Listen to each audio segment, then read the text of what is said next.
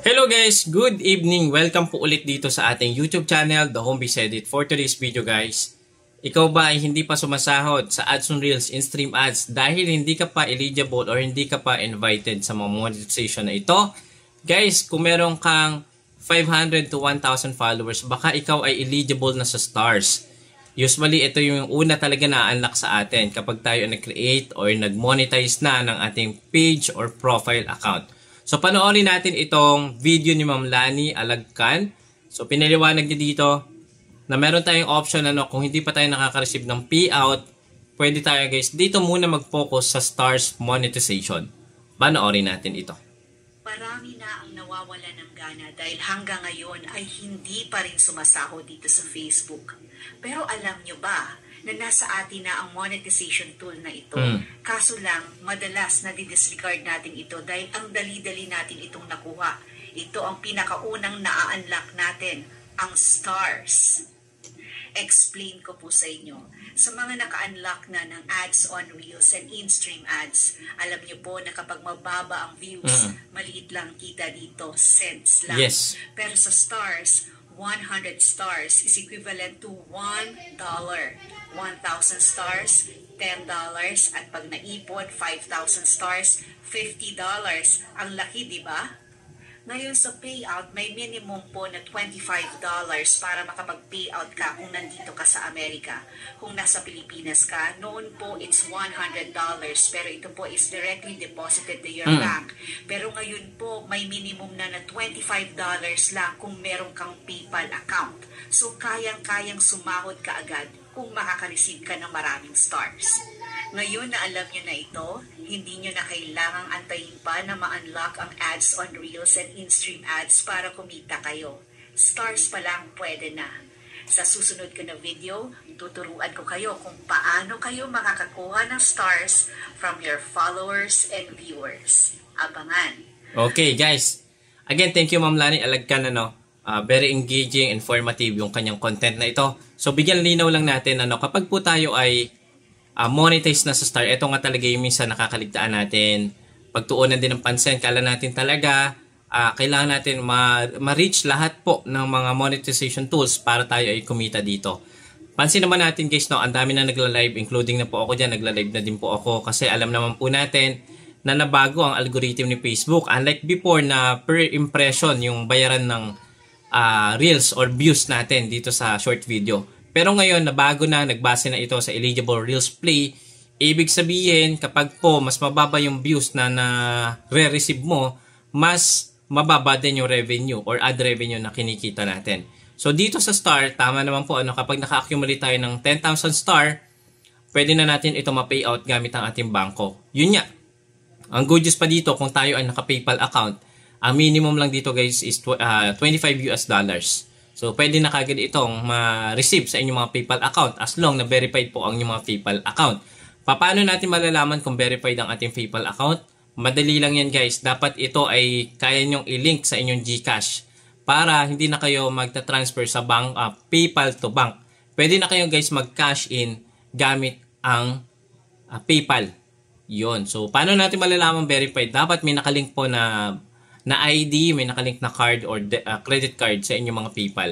Dahil nga po kapag hindi verified itong ating PayPal, hindi natin ito malilink sa GCash. So dapat same name ng GCash account nyo at same name din sa sa PayPal. So ganon. So mapansin nyo guys, i-open natin dito yung isa kong account dito sa Sir Jose Review. So check natin yung requirements. Titingnan natin kung nabago na ba talaga yung monetization requirements dito. Ito kakagawa ko lang din ang account na to. And then click natin sa monetization and then meron na kagad akong stars. So dito guys, na-set up ko na yung stars. So ang kailangan lang talaga natin dito is yung bank account, PayPal account. Kung wala ka pa nito guys, kumuha ka na. Meron mga digital wallet like for example AUB or Hello Money. Pwede nyo pong i-link yun. Kahit hindi na kayo pumunta ng bangko, basta po i-download nyo lang sa inyong Play Store or iOS devices yung Hello Money. So, madali lang naman yan guys. Punta tayo dito sa ating Play Store. Akin kasi guys, na-install ko na. Hanapin nyo lang yung Hello Money. Kung wala kang bangko, ito yung highly suggested ko. And then yung mga fellow creator din natin. Ito yung Hello Money by AUB. So under to ng AUB Bank. So AUB Bank guys, hindi sobrang higpit sa pag-receive ng mga fee out, lalo na kung international remittances. Kailangan lang natin syempre mag-provide ng proof of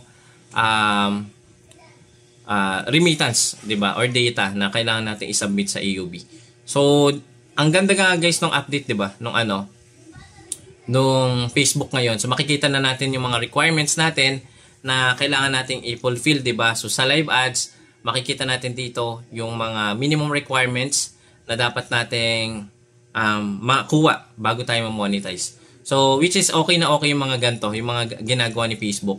And sana guys, i-try din natin mag-focus sa other monetization as long now kung wala pa tayong ads on Reels, in-stream ads, kung may star naman tayo guys, sipagan nyo guys mag-create ng mga quality or engaging content. Kasi for sure guys, may magsisend at may magsisend po na star sa inyo. So, alam naman natin, ang dami na nagla-live, no? At kumikita talaga ng malaki dito kay Facebook sa pagla-live. Kung kilala niyo may mga big creator, kahit po ako guys, may earning ako sa stars. Yun nga lang, hindi katulad ng iba talaga na nagla-live. Lalo na kung meron silang mga event, no?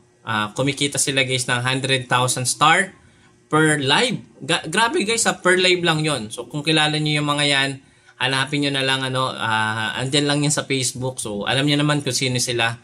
So i-check nyo na lang kung paano sila